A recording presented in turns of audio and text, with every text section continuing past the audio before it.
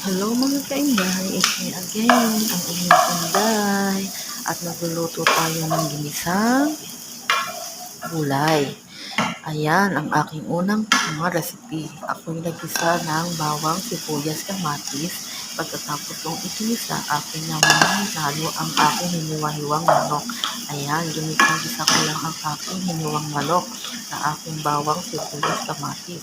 At pagkatapos ko siyang ikisa, ayan, aking namang itinambog ang aking mga gulay, aking minekos-mekos. Pagkatapos ng imekos-mekos, lagyan ng pampalasa, lagyan ng asin, paminta, at bechin.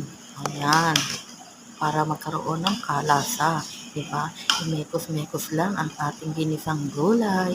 Ayan, ganyan lang kasimple ang pagluto ng ginisang gulay. At ating takpan, taran! Ito na siya ngayon.